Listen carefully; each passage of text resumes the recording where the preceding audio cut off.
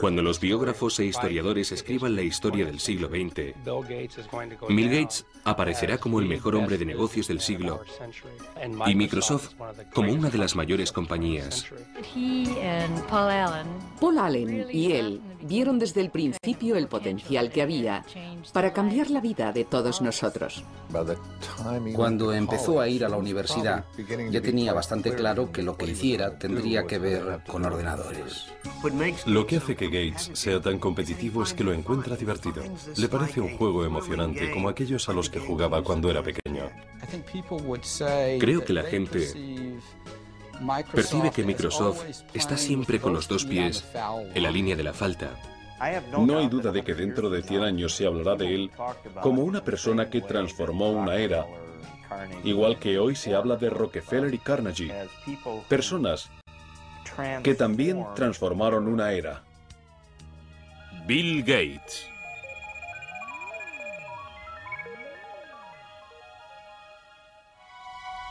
Los valores que condujeron a Bill Gates a convertirse en un titán de los negocios del siglo XX se remontan a sus raíces en el antiguo noroeste. El bisabuelo de Bill, J.W. Maxwell, fundó el First National Bank en Seattle. Los Maxwell disfrutaban de sus privilegios y de su posición social, pero nunca presumieron de su riqueza. Su hijo Willard, también banquero, y su esposa Adele, una apasionada de las cartas, se encontraban entre los personajes públicos más destacados de Seattle. Su única hija, Mary, era una niña despierta e inteligente que se dio a conocer como representante de alumnos de la Universidad de Washington. Atlética y emprendedora, a Mary Maxwell se la conocía como Risitas. Su voluntad y su energía sorprendían a todo el que la conocía. Hay gente que tiende a estar siempre en el centro de la acción. Mary estaba siempre en el centro de la acción. Mary era sincera, decidida, encantadora e increíblemente enérgica. Fue en la universidad donde Mary Maxwell conoció y se enamoró de un joven erudito, Bill Gates Jr., quien se convertiría en uno de los abogados más destacados de Seattle. Cuando Bill y Mary se casaron en 1951, ella decidió dejar su trabajo como profesora para formar una familia y dedicar su tiempo a obras benéficas. La primera de los tres hijos de los Gates, Christy, nació en 1953. Luego vino su hermano Bill Gates III, nacido el 28 de octubre de 1955. Le llamaban Tres. Eso fue porque es el tercer William Gates, y los que juegan a las cartas en la familia creen que todo lo que tenga un 3 es bueno. Así que se quedó con 3. Bill y su madre mantuvieron siempre una relación muy estrecha. Ella incluso se lo llevaba a los colegios en los que daba charlas voluntarias. No quedaba mucho para que el precoz de Bill leyera la World Book Enciclopedia de la A a la Z. A veces desaparecía durante horas y cuando le preguntabas, ¿qué estás haciendo?, él te respondía, estoy pensando, mamá. Dicen que la curiosidad mató al gato, pero no a Bill. Bill era curioso. Siempre estaba dispuesto a aprender, animado por sus padres. Los Gates apreciaban la competitividad y el joven Bill Gates le encantaba probar su habilidad tanto en actividades al aire libre como en juegos de interior. Entre sus juegos de mesa favoritos estaban Riesgo, donde el objetivo es dominar el mundo, y el eterno Monopoly, donde con algo de suerte cualquiera puede convertirse en un magnate.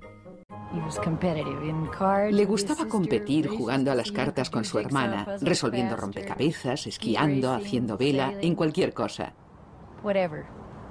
Quería hacerlo todo bien, tan bien como cualquiera de las personas que estuvieran con él. Todos los veranos los Gates iban a un lugar llamado Chirio en el Canal Hood. Allí Bill, junto con su hermana pequeña Libby y el resto de la familia, se reunían con unos amigos y organizaban sus propios Juegos Olímpicos. Si pasabas un par de días con ellos, volvías agotado de tanto juego y tanta actividad. Era una situación muy animada. Era todo muy competitivo, no hay duda. Y los niños eran parte de ello. Nunca había un momento de aburrimiento.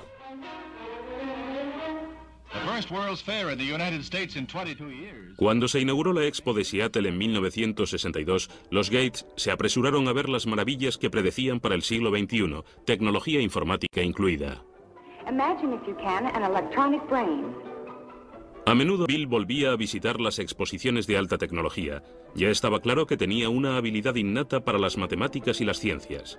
Sin embargo, Bill se estaba volviendo algo individualista y mostraba signos de rebeldía preadolescente que le hacían discutir con su madre. Mary y yo crecimos en el seno de dos familias muy estrictas, donde nuestros padres controlaban nuestra personalidad y nosotros simplemente seguimos la tradición.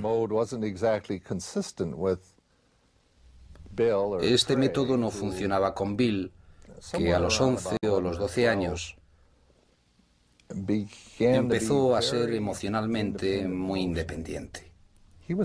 Estaba deseando aclarar sus ideas y averiguar lo que quería y lo que no quería hacer, y fue duro, sobre todo para Mary. Estaba bastante perdido. No se encontraba cómodo en la escuela.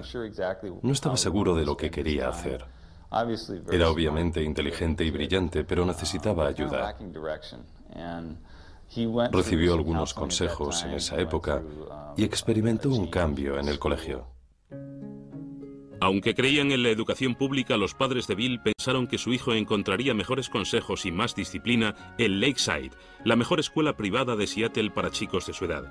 Solo aceptaban a los mejores alumnos, a los más brillantes, y Bill encajaba perfectamente en esa descripción. Allí empezó a transformarse, encontró nuevos amigos y clases más estimulantes. Era excelente en matemáticas. Lo hacía estupendamente en el escenario. Quiero decir que era fantástico en teatro. Le interesaba cualquier libro. No es que estuviera completamente centrado en las matemáticas y las ciencias. Tenía un amplio abanico de intereses. En 1969, cuando Bill empezó el instituto, el programa espacial de los Estados Unidos estaba en su punto álgido. En el mes de julio, la nave Apolo 11 llevó al hombre a la Luna. Pero los ordenadores que lo hicieron posible eran aún gigantes electrónicos que costaban millones de dólares y hacía falta todo un ejército para manejarlos. La mayoría de los colegios no podían ni pensar en comprar un ordenador. Sin embargo, Lakeside consiguió firmar un pacto extraordinario que sería decisivo para Bill Gates. Una compañía de Seattle ofreció a la escuela el uso de su ordenador a través de un teletipo.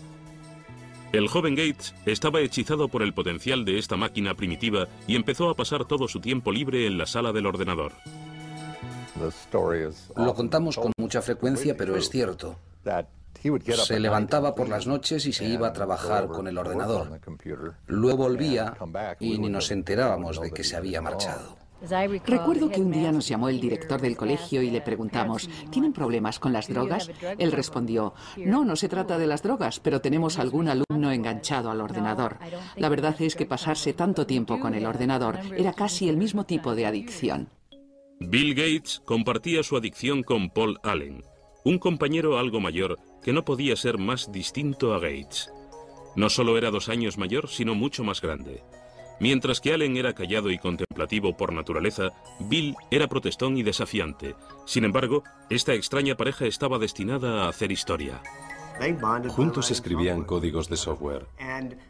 Eran competitivos, Paul Allen y Bill Gates. De vez en cuando se peleaban. Una vez Paul Allen echó a Bill Gates, que era algo más joven, del grupo en el que escribían los códigos. Luego se dio cuenta de que necesitaba que Gates volviera. No podía hacer nada sin él. Gates dijo, me alegro de volver, pero ahora mando yo. En 1970, cuando Bill tenía solo 15 años, Paul Allen y él se metieron en negocios. Se llevaron 1.400.000 pesetas limpias con Trafodata, un sistema computerizado que crearon para medir el tráfico en el área de Seattle. Aunque Bill contaba con el dinero de la familia, estaba decidido a amasar su propia fortuna. El padre de uno de los amigos de la infancia de Bill contaba que Bill olía los dólares y que siendo un niño conocía el valor de un contrato. Incluso tenía un contrato para utilizar el guante de béisbol de su hermana mayor, un documento firmado y perfectamente legal. En el verano de 1972, a los 17 años, Bill fue a Washington D.C. para trabajar como ayudante del Senado. Esta toma de contacto con la política y el gobierno le sería de gran ayuda más adelante. Ese otoño, cuando regresó a casa, solicitó un permiso en la escuela, ya que Paul Allen y él habían conseguido el gobierno, le sería de gran ayuda más adelante. Ese otoño, cuando regresó a casa, solicitó un permiso en la escuela, ya que Paul Allen y él habían conseguido su primer trabajo en una compañía de ordenadores. Empezaron a hablar de fundar su propia compañía, pero los Gates insistían en que su hijo terminara el instituto y fuera a la universidad. A su madre le preocupaba que estuviera socialmente inadaptado. Tal vez lo estuviera, pero tenía otras cosas en la cabeza. No era ni maleducado ni brusco. Simplemente marchaba al son de otra canción. Es un genio y tiene sus propios planes. Bill se graduó en Lakeside en 1973. Sus padres se sentían orgullosos de que le hubieran aceptado en la Universidad de Harvard. Sin embargo, su futuro ya estaba en marcha y estaba dirigido por los ordenadores. En otoño de 1973, Bill Gates se despidió de su familia y de Seattle y se dirigió al este, concretamente a Cambridge, Massachusetts. Durante su primer año en Harvard, pensó en estudiar Derecho, pero ningún curso le activaba la imaginación como lo hacía el trabajo con los ordenadores. Bill siempre estaba decidido a hacer lo que le interesaba. Para lo que menos le interesaba, entre ello las clases, simplemente se dejaba llevar y utilizaba su talento. Recuerdo que estaba en una clase de introducción a la literatura griega en la que, ni hablar de lo que estuvo haciendo durante el año, claro, pero se quedó despierto la noche anterior al examen, luego se dormía en medio de la prueba y aún así sacó un notable. No es extraño que Bill se quedara dormido en el examen. Entre las clases y el tiempo que pasaba en la sala de ordenadores de Harvard, parecía que estaba en marcha las 24 horas. Llegaba a la habitación y a veces ni se quitaba la ropa. Simplemente se tumbaba en la cama, que por supuesto estaba sin hacer porque nunca tenía tiempo para eso.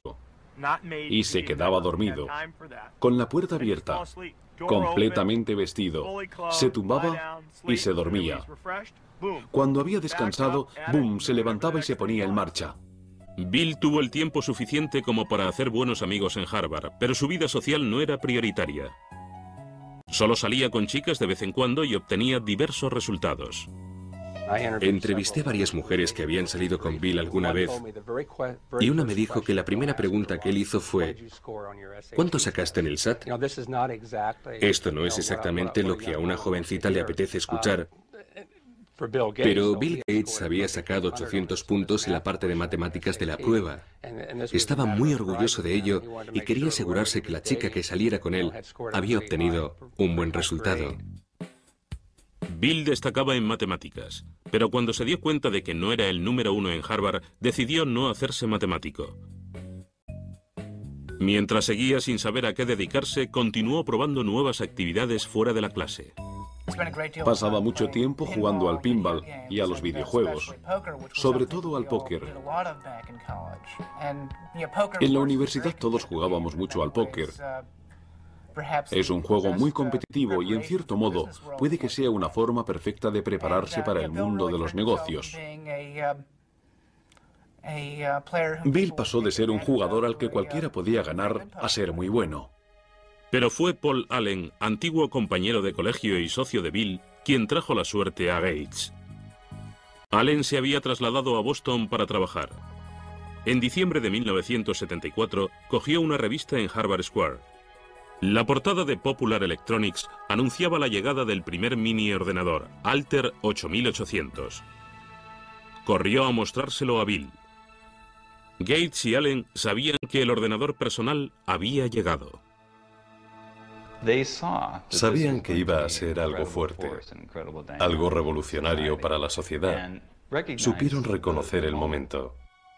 El Altair estaba fabricado por una pequeña compañía de Albuquerque, Nuevo México, no muy lejos de la central nuclear de Alamogordo. Ed Roberts, director de la compañía, buscaba a alguien que elaborara el software de su único ordenador personal. Gates y Allen le convencieron de que podían hacerlo, así que estuvieron trabajando día y noche en la sala de informática de Harvard durante 2 meses. En febrero de 1975, Paul Allen fue a Albuquerque para probar el programa que Gates y él habían creado. Cuando cargó lo que Bill Gates llamaba el código más chulo que he creado nunca en el Altair, vio que funcionaba. Este sería un momento histórico en la industria del software. No creo que apreciáramos lo de Albuquerque en ese momento, pero no tardamos en darnos cuenta de que estaban en el comienzo de algo que podía ser importante. Para un Bill Gates que solo tenía 19 años, ya nada sería igual. En verano de 1975, Paul Allen y él fundaron Microsoft. Su trabajo con la compañía de Ed Roberts resultó llevarles tanto tiempo que Bill tuvo que dejar Harvard antes de terminar su último año para trasladarse a Albuquerque. Para Mary Gates, la decisión de su hijo fue una gran decepción. Le dijimos que habíamos ahorrado para que fuera a la universidad y que si no terminaba en un tiempo razonable, tendríamos que destinar esos ahorros a otra cosa. En ese momento nos dijo que estaba de acuerdo, que probablemente volvería a estudiar cuando llegara el momento. Bill estaba seguro de que había tomado la decisión adecuada, pero transformarla en software no iba a ser tan sencillo. El entorno de los ordenadores personales estaba rodeado de usuarios que querían compartir información nueva y software sin pagar. Esto enemistó a Bill con sus colegas. Había un montón de chavales y universitarios intentando enterarse. Bill no caía muy bien porque les decía que eso era robar, que él lo había creado y que era suyo. El negocio estaba lleno de piratas informáticos. De hecho, Gates escribió una carta a los aficionados a los ordenadores advirtiéndoles acerca de las consecuencias de copiar el programa de Microsoft. Empezaba: la mayoría robáis software. El hardware hay que comprarlo, pero el software se comparte. ¿A quién le importa si se paga o no a los que lo hicieron? ¿Os parece justo? Sin embargo, los que lo roben, al final perderán. Se le veía como una especie de renegado. La ética que prevalecía entonces era distinta.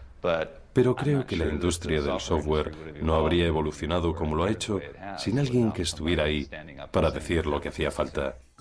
Bill también había tenido problemas con Ed Roberts, que le consideraba un mimado odioso. No estaban de acuerdo en casi nada, y Roberts era un magnífico adversario. Ed Roberts era un hombre bastante grande. Medía 1,80 m y pesaba 130 kilos. Y Bill Gates era... Vamos, había creado Microsoft con 19 años y parecía que tenía 13. Estaba empezando a salirle barba y ya se enfrentaba con Roberts cara a cara. El enfrentamiento final tuvo lugar en mayo de 1977, cuando Roberts vendió el negocio y Gates tuvo que demandarle para quedarse con el software que Paul Allen y él habían creado para la compañía. Gates ganó. Microsoft empezó a crear nuevos programas. Gates y Allen empezaron a vender sus productos a otras compañías informáticas. A finales de 1978, con unas ventas cercanas a los 80 millones de pesetas, trasladaron Microsoft de Albuquerque a Seattle. Bill se alegraba de haber vuelto y metió la quinta para promocionar la empresa en su ciudad.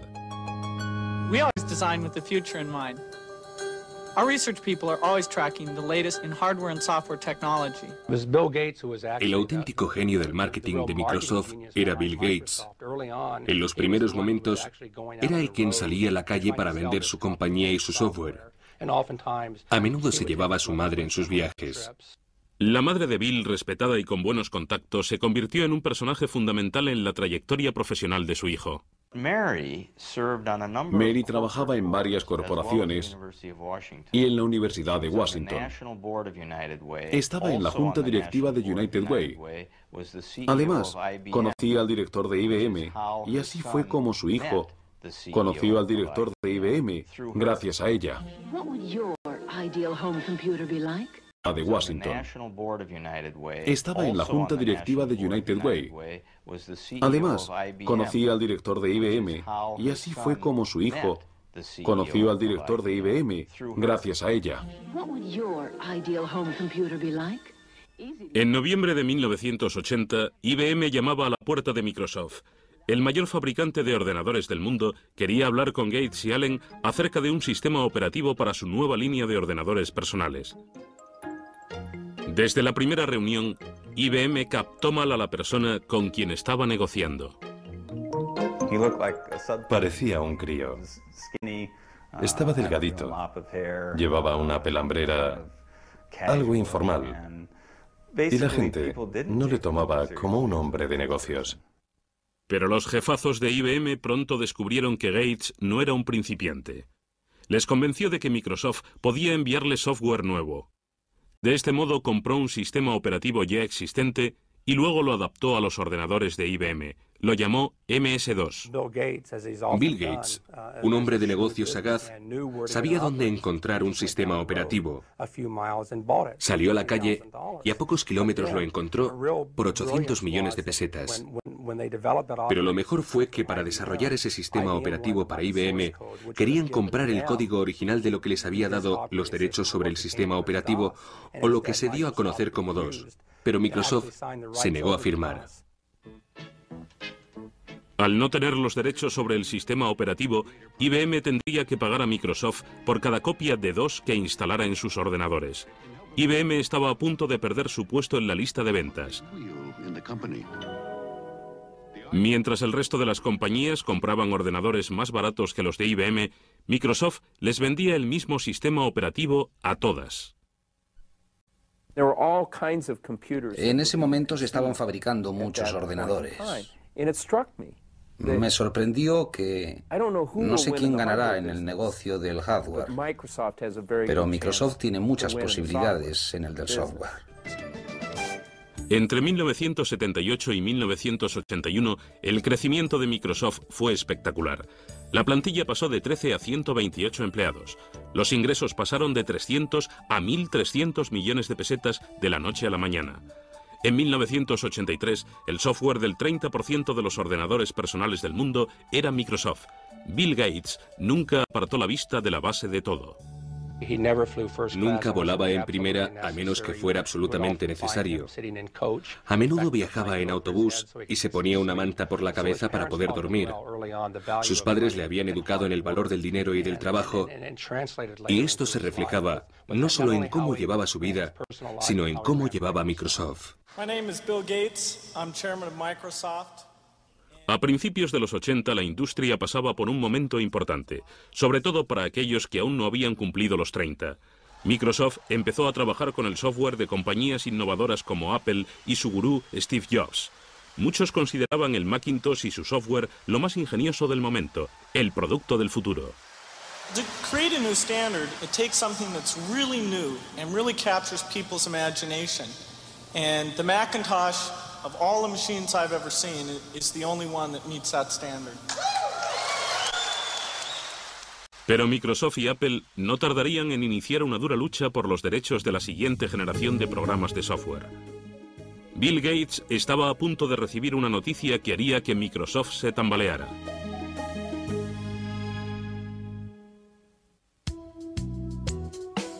En 1983, el futuro de Microsoft y de un Bill Gates de 28 años no podía presentarse más halagador. El negocio de los ordenadores estaba en alza y cada vez había más demanda de software. Bill Gates y Paul Allen se convertían en los reyes de la era de los ordenadores. Pero en medio del tranquilizador ascenso de la compañía, les sorprendió una terrible noticia. Paul Allen, amigo y compañero de Bill desde el instituto, sufría el mal de Hodgkins, un cáncer. Le dio a Bill una perspectiva que antes no tenía. Siempre fue muy decidido y muy exigente. Puede que esto le ayudara a comprender un poco mejor lo que pasan las personas con problemas de salud. La enfermedad de Allen remitió un año después, pero él nunca volvió a tomar parte en el día a día de Microsoft. Para dos hombres de 30 años que habían creado una compañía de importancia mundial y habían ganado millones, era el fin de una era. Creo que la historia demostrará que su relación era muy dinámica. A menudo les comparo con los Beatles, Lennon y McCartney. Las canciones que escribieron juntos son las que recordamos y las que se siguen oyendo una y otra vez, aunque ambos eran excelentes letristas. Aún escuchamos las canciones que escribieron cada uno por su cuenta, pero de algún modo juntos eran aún mejores. Lo mismo sucedía con Paul y Bill. En 1984, Bill Gates se había convertido en la única cara de Microsoft. En abril de ese mismo año, la revista Time le reconoció como el principal representante de una nueva generación de hombres de negocios, una que entendía de tuercas y tornillos, pero que conocía las estrategias corporativas. Al trabajar con Bill ves que en cualquier reunión elabora un perfil de cada caso. ¿Qué pasa con esto? ¿Qué pasa con aquello y esto otro? Básicamente, crea en su cabeza una lista muy estructurada de todo lo que puede pasar y luego se dedica a resolverlo. A menudo Microsoft era como un campamento para estudiar matemáticas, donde el estilo exigente de gestión que proponía Gates mantenía vivo el proceso creativo y a menudo provocaba enfrentamientos serios. El Gates de la primera época lo rebatía todo. Para él todo era la idea más absurda que había oído jamás. En parte era para probarte. Era como, bien, si no estás de acuerdo, convénceme de que no es la idea más estúpida que he oído jamás. Para estar en lo más alto de una industria en continua evolución, había que tener ganas de luchar constantemente. Gates se rodeó de un equipo que compartía su ética profesional. Trabajamos para lanzar un nuevo producto de software. No queríamos quedarnos en Seattle. Miriam Lubaub, ayudante de Bill, cuenta la siguiente anécdota. Ella acababa de entrar en la compañía. Una mañana se encontró a un hombre durmiendo debajo de una mesa y resultó ser Bill. Miriam estuvo a punto de llamar a la policía. El esfuerzo se estaba viendo recompensado. Microsoft recaudó 22.400 millones de pesetas en 1985. Inevitablemente, el hecho de dirigir una compañía durante las 24 horas del día pasó factura a la vida social de Bill. Consiguió tener una novia formal, Jill Bennett. A ella le parecía difícil mantener una relación con alguien que era capaz de trabajar 3 días seguidos sin dormir. A veces se quedaba sentado en los escalones de la entrada, medio muerto. Hablaba con ella, pero mientras estaba pensando en software y haciendo alguna otra cosa más. Ella decía que era increíble verle. En el centro de este trepidante ritmo de vida se encontraba un nuevo producto. En 1986, Gates lanzó Windows, que se convertiría en la firma de la compañía. La crítica enseguida comentó que el uso del ratón y los iconos era más aburrido que el Macintosh de Apple, que se consideraba el sistema operativo más fácil de utilizar. If you know how to point, you already know how to use it. Macintosh, the computer for the rest of us. Apple había permitido a Gates el acceso a toda su tecnología mientras él estuvo trabajando en el nuevo software para Macintosh. Gates aconsejó a Apple que sacara la patente del software. Pero Apple estaba más interesada en vender ordenadores que en el programa, así que ignoraron la propuesta. Una vez más, Gates aprovechó la ocasión y salió corriendo. En esta industria competimos y colaboramos al mismo tiempo. Un día Bill me dijo, ¿sabes una cosa? Soy un competidor, así que aunque eres mi amiga, no me des información que no quieras que use contra ti. Porque voy a competir contigo y si me dices algo que me pueda servir, lo utilizaré. Pero Apple decidió que Gates no se iba a aprovechar del negocio, así que amenazó con presentar una demanda contra Windows. Gates se negó a pasar el software de Microsoft que Apple necesitaba tan desesperadamente. Al final, Microsoft venció a Apple ante los tribunales. Finalmente, Microsoft demostró que aunque pasar el software de Microsoft que Apple necesitaba tan desesperadamente. Al final, Microsoft venció a Apple ante los tribunales. Finalmente, Microsoft demostró que aunque ambos ordenadores funcionaban de forma similar, cada una de las funciones de Windows era muy diferente a las de Macintosh. Aunque la primera versión de Windows no era perfecta, le dio a Microsoft un nuevo empujón económico.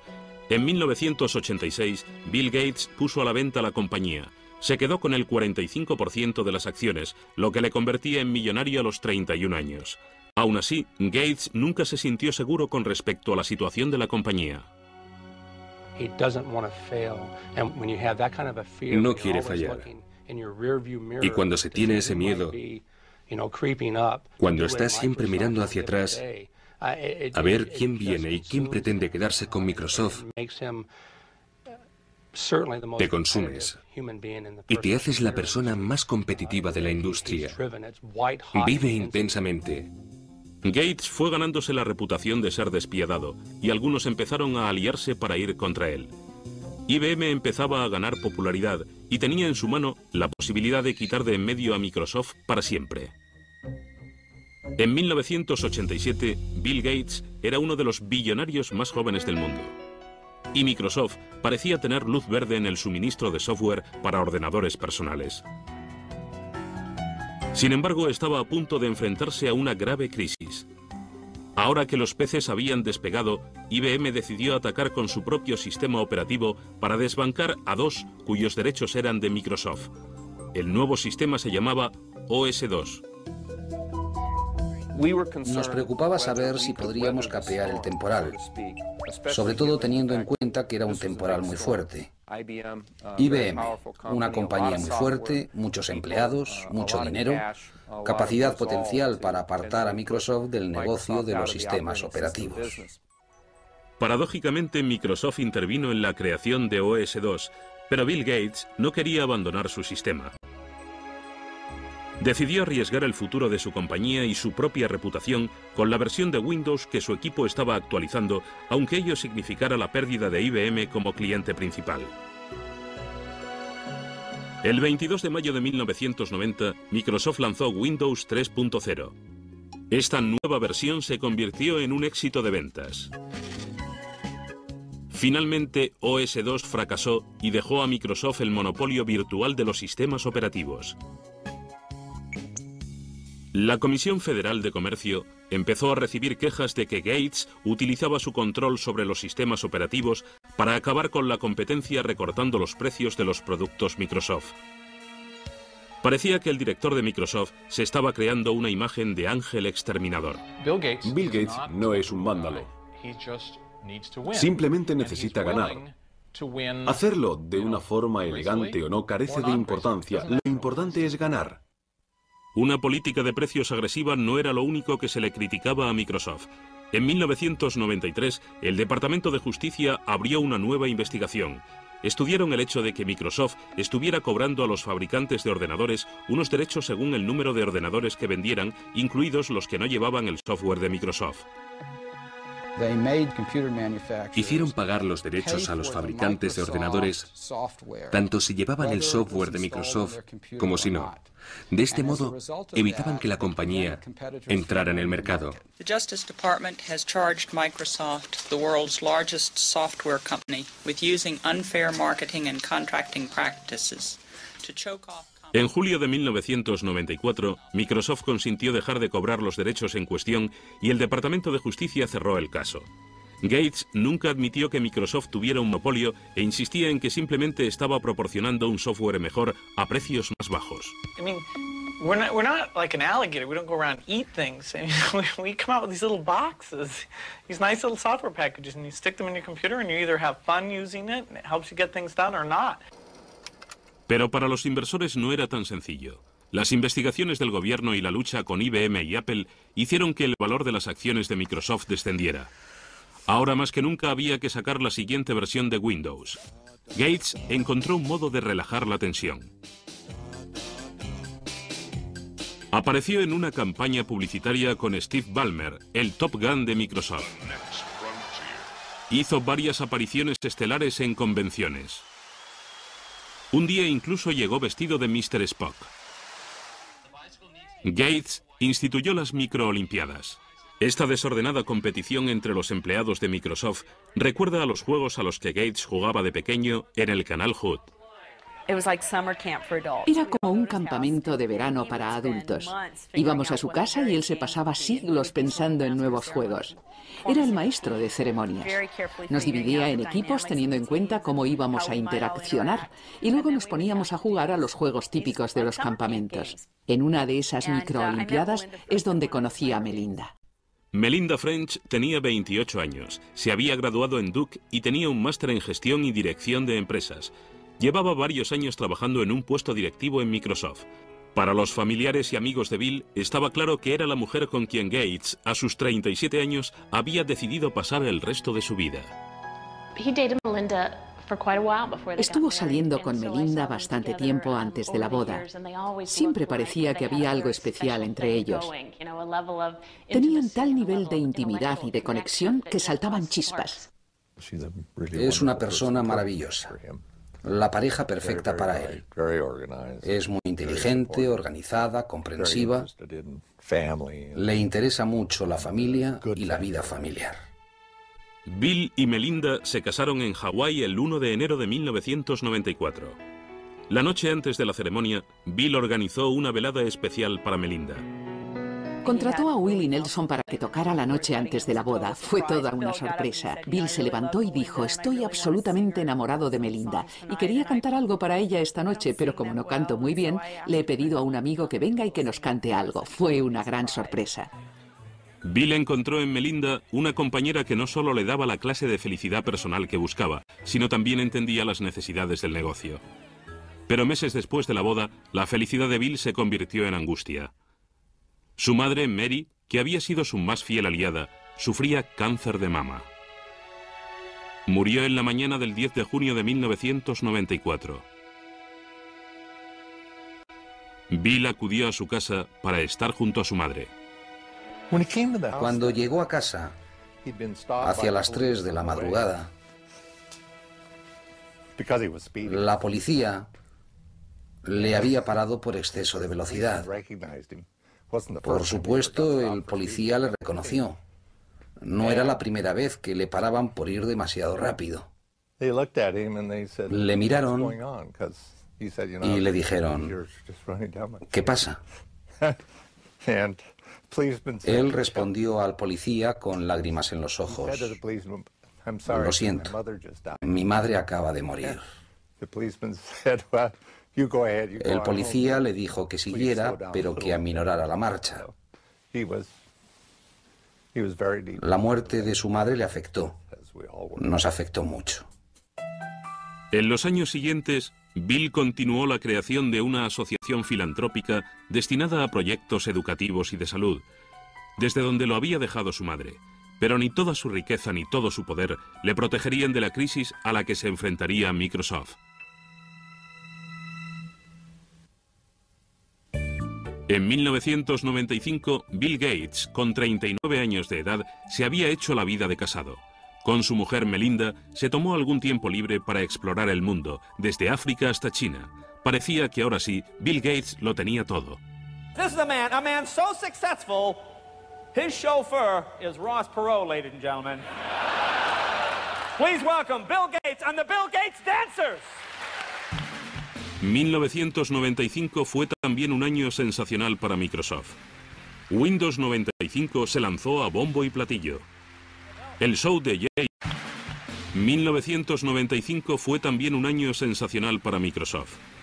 Windows 95 se lanzó a bombo y platillo. El show de Jay Leno iniciaba la campaña publicitaria del software. Windows 95 is so easy, even a talk show host can figure it out.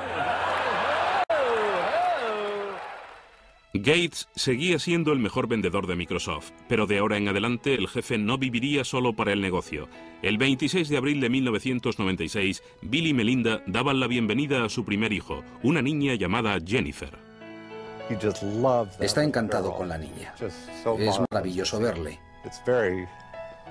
Para mí, como padre, resulta muy gratificante ver que mi hijo siente por la niña lo mismo que sentía yo por él y sus hermanas. Es muy gratificante. A los 42 años, Bill Gates se ha convertido en el representante del sistema americano. Hoy es el hombre más rico del mundo, con un capital de más de 8 billones de pesetas. Es miembro de un grupo de élite en el que se encuentra Bill Clinton, con quien comparte su pasión por el golf.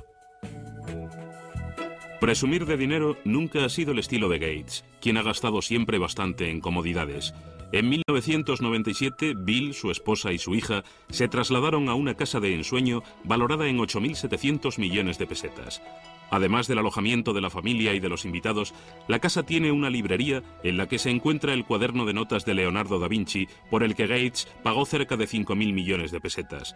Aunque la casa se utiliza en muchas ocasiones para los negocios, para la familia Gates no es más que su hogar. No es más que una casa para la familia, una casa agradable. Recuerdo la primera vez que fui después de que estuviera completamente terminada. Empecé a ver coches de juguete por todas partes. Quiero decir que no es una casa antiséptica en la que te da miedo sentarte o tocar algo. Aunque Bill viva rodeado de tecnología, ha mantenido el sentido de la labor social que con tanto empeño inculcó Mary Gates a todos sus hijos. Bill se ha comprometido a donar gran parte de su fortuna a la Fundación William H. Gates con la ayuda de su mujer y su padre. Han repartido 3.200 millones de pesetas entre las bibliotecas del país para comprar ordenadores con el fin de que otros puedan experimentar lo que Gates sentía cuando era pequeño. No todo el mundo puede comprarse un ordenador. Él se dio cuenta de que darle a todos los americanos, tengan 12 años o tengan 92, la oportunidad de acceder a uno, permitiría que todos experimentaran las sensaciones que él tuvo de joven, cuando estaba en Lakeside. Gates y su familia también han donado 13.000 millones de pesetas a proyectos educativos y de investigación médica. Aunque se le ha criticado por no emplear más tiempo y más dinero en la filantropía, a sus 42 años, Gates no está dispuesto a dejar el timón de Microsoft. La industria sigue evolucionando. Es un juego perfecto porque nunca termina. No puedes sentarte y relajarte. De hecho, en 1997, Gates se dio cuenta de que se estaba quedando atrás en el mercado de Internet. Una compañía llamada Netscape controlaba las ventas de los buscadores de Internet, el software necesario para acceder a los sitios de Internet. En cierto modo, creo que Internet le dio a Bill un nuevo impulso, porque se trataba de algo nuevo que conquistar. Gates decidió limar las diferencias con Netscape, incluyendo su buscador Explorer, con cada copia de Windows. Se trataba de un intento de eliminar a su rival. Si Microsoft decide desbancar a Netscape o a cualquier otra compañía, el consumidor no tendrá dónde elegir. Y si el consumidor no tiene dónde elegir, el mercado no puede funcionar. En las páginas de Internet, Gates aparece caricaturizado como un matón. Su compañía controla el 95% de los sistemas operativos de los PCs de todo el mundo y muchos usuarios creen que Gates no ha permitido que salgan al mercado productos mejores. En marzo del 98, el Senado en el que trabajara Gates de joven llamó al presidente de Microsoft. Una vez más estaba acusado de ejercer un monopolio y de utilizarlo de forma desleal. Microsoft has the power today to exercise predatory and exclusionary control over the very means by which we access this internet. It's a lot like General Motors having the ability to dictate what type of gasoline you put in your car or what interstate you can drive on or even how you get on the interstate. A pesar de las acusaciones, Gates estaba a punto de tomar una decisión importante. La orden de no entregar Internet Explorer con Windows 98 quedaba revocada. Pero Gates seguía en la boca del lobo. En mayo de 1998, el Departamento de Justicia y 20 estados interpusieron una demanda antimonopolista contra Microsoft. Llevaría años revelar los entresijos legales de este caso, aunque ya se han llevado a cabo las investigaciones pertinentes, lo cual ha pasado factura al joven presidente de Microsoft. Creo que para Bill ha sido un duro golpe. Le he visto abatido y deprimido. Yo estaría igual. Una vez tuve una inspección de Hacienda y me pareció horrible. Me imagino que esto será mucho peor. Puede que Gates se sienta herido por los ataques que han recibido tanto él como Microsoft, pero su negocio sigue siendo fuerte y sus clientes siguen ahí. En cuanto al futuro, Bill ya ha comenzado a llevarse la compañía a un nuevo terreno. En 1996 empezó con un canal 24 horas por cable, MSNBC. Ahora es el dueño del mayor archivo de fotografías digitalizadas e imágenes de arte. Gates también ha estado estudiando el uso de la informática en espectáculos en compañía de los grandes magnates de Hollywood como Steven Spielberg. Bill Gates sigue siendo el competidor que siempre ha sido, tanto si se le recuerda como un magnate que se dedicaba a robar, como si se le recuerda simplemente como el chico que construyó la mejor trampa para ratones. Nadie podrá negar el impacto que su vida ha tenido en nuestra era.